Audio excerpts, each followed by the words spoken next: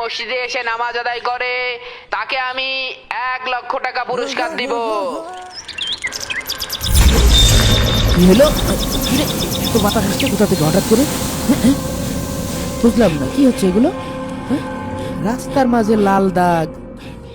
হুজুর, এই জায়গায় নামেন, সামনে আর ভ্যান নিয়ে যাওয়া যাবে না। রাস্তা তো অনেক ভালোই দেখা যাচ্ছে, আপনি সামনে যাবেন না কেন? আমার সমস্যা আছে, আপনি এখানেই নামেন।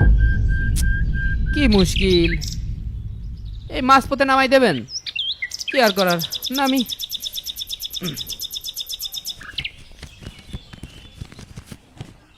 এই নেন আপনার ভাড়া।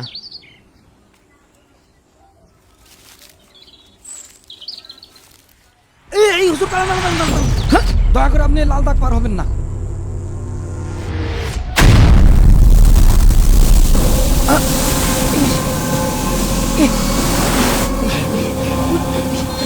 বাতাস আসছে কোথা থেকে?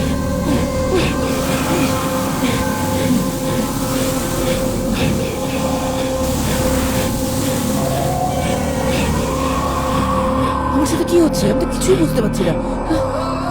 এই লোকটা আবার কে? হ্যাঁ,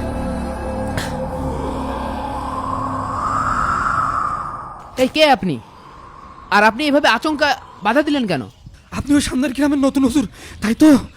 জি, আজ থেকে আমি আপনাদের এই যে মঙ্গলপুর আছে না, ওখানে একটা মসজিদ আছে, ওখানে ইমামতির দায়িত্ব পেয়েছি। কিন্তু আপনি কে? আর আমাকে এভাবে বাধা দিলেন কেন? আর এই লাল দাগ পার না হলে তো আমি ওই গ্রামে ঢুকতে পারবো না। আমার কথা বাদ দেন, আর আপনাকে বাধা দিচ্ছি তার কারণ হলো ওই গ্রামে একটাও মানুষ নেই। মানুষ নেই? কি বলেন? গ্রামের কেউ কিন্তু আপনার পছন্দ করবে না। দেখুন, আমি আল্লাহর দ্বীনের দাওয়াত দিতে এসেছি, আর আমি বিশ্বাস করি আল্লাহ তাআলা নিশ্চয়ই আমাকে সহযোগিতা করবেন। ওহো, এই আপনার সাথে কথা বলতে যেই আমার দেরি হয়ে গেল। আপনি থাকেন, আমি আসি, পর এক সময় কথা বলবানে। হুজুর, আপনি আমার কথাটা শোনেন। দাঁড়ান হুজুর, দাঁড়ান।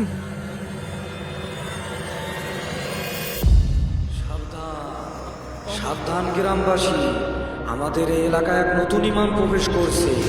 আপনারা সবাই তার থেকে সাবধান, তার থেকে আপনারা সবাই দূরে থাকবে।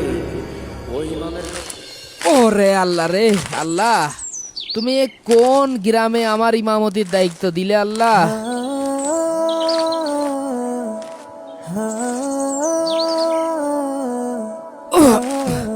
ওরে বাবা রে, রাস্তাঘাটও ঠিকঠাক নেই, কি অবস্থা! এ তো জঙ্গল হয়ে রয়েছে। মসজিদের আশেপাশে কেউ সাফ করে না নাকি? এই গ্রামে কি মানুষ থাকে নাকি গরু ছাগল থাকে, আমি তো কিছুই বুঝতে পারছি না। যে আল্লাহ এদেরকে বছরের পর বছর খাওয়ায়, সেই আল্লাহর ঘরকে এরা অপরিষ্কার রেখেছে। যা আছে কপালে তাই হবে। টুয়েল টিউবলার নিয়ে মসজিদের ভিতরে যাই, থাকার জন্য তো একটা ঘরও এখানে নেই। সম্মানিত গ্রামবাসী, আমি আপনাদের মসজিদের ইমাম সাহেব বলছি।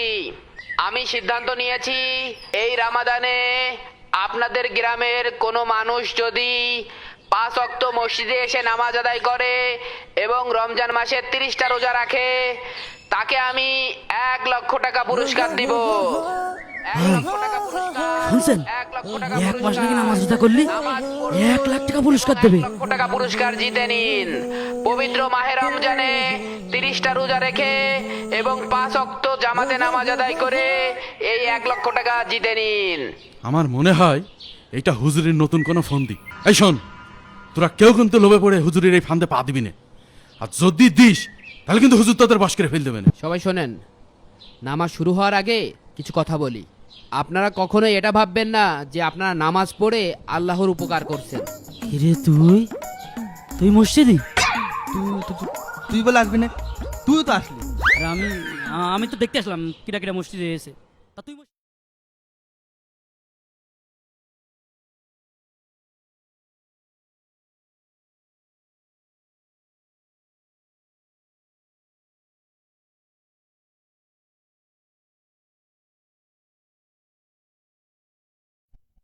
আরে মসজিদে এত স্যান্ডেল কে? তাহলে কি গ্রামে সবাই নামাজ পড়তে এসে?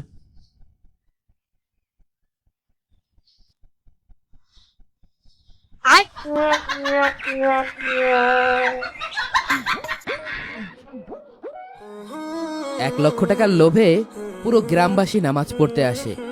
আমি তখন ভাবছিলাম যে যাক, এই গ্রামের মুসল্লিরা অন্তত আল্লাহর ভয়ে নামাজ পড়তে আসছে, কিন্তু তারা যে মনে মনে যে ফন্দি পেতেছে এই ব্যাপারে তো আমি কিছুই জানতাম না। আরে হায়দার, আমরা তো সবাই 1 মাস নামাজ রোজা করলাম, সবাই তো 1 লাখ টাকা করে পাবানে, তা তুই এই টাকাতে কি করবি নি? 50,000 টাকা দিয়ে একটা মোটর সাইকেল কিনবো, আর 50,000 টাকা দিয়ে তেল ভরবো, আর খালি ঘুরিয়ে বেড়াবো। আর তুই এতগুলো টাকা দিয়ে কি করবি? বয়স তো মেলাই হইল, এই টাকা কয়টা যদি আমি পাই তাহলে আমার মেলা দিনের একটা শখ আছে, একটা বিয়ে করব। ভাই, এই টাকাটা পালে আপনি কি করবেন? এই অত বকিস না তো, টাকা নিয়ে যা করার করবানে, আগে দ্রুত পা চালা। ইমাম সাহেব, ইমাম সাহেব, ইমাম সাহেব মসজিদে আছেন? আমরা সবাই আসলাম, ওই আমাকে সে নামাজ কালাম পড়ে যে 1 লাখ টাকা দিতে চাইলেন, সেই টাকাটা নীতি কই আপনি?